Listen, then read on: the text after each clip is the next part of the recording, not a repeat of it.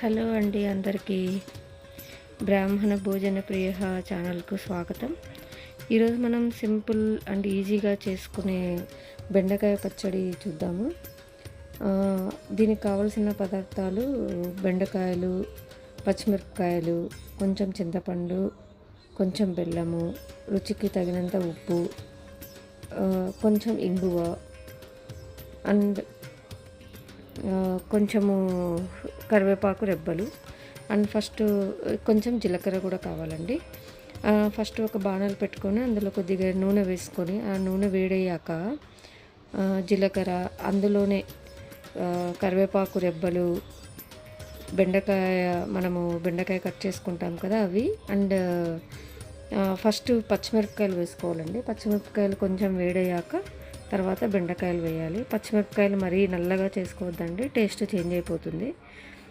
పచ్చిమిరపకాయలు కొంచెం మగ్గాక బెండకాయలు వేసుకొని ఇంకా అందులోనే బెండకాయలు కూడా కొంచెం మగ్గాక కొంచెం మనం తీసుకున్న చింతపండు, మనం కావాలంటే బెల్లం వేసుకోవచ్చు, లేదా మనము గ్రైండ్ చేసుకునేటప్పుడు ఆ జాగరి అనేది యాడ్ చేసుకోవచ్చండి.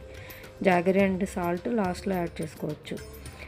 ఇదే చట్నీలో మనం కావాలి అంటే ఈవెన్ ఆనియన్స్ కూడా ఫ్రై చేసుకోవచ్చు. నేను ఇక్కడ ఆనియన్స్ వేయలేదండి. మీకు కావాలంటే ఆనియన్స్ కూడా యాడ్ చేసుకోవచ్చు ఫ్రై చేసి, అదొక టేస్ట్ వస్తుంది. అండ్ మనం ఇక్కడ చింతపండు తీసుకున్నాము. చింతపండు కాకుండా మనం కావాలి అంటే నిమ్మరసం కూడా వేసుకోవచ్చండి, అదొక రకమైన టేస్ట్ వస్తుంది, చాలా బాగుంటుంది.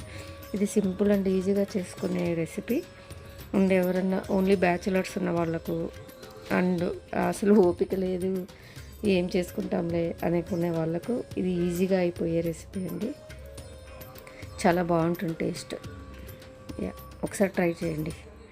ఓకే అండి, థ్యాంక్స్ ఫర్ వాచింగ్. మీకు ఇట్లా చాలా రకాల రోటి పచ్చళ్ళు మనం సింపుల్గా, మేము కెనడాలో ఉంటాము, సో మాకు ఇక్కడ ఎక్కువ కూరగాయలు దొరకవండి. సో ఇలా సింపుల్గా చేసుకోవడానికి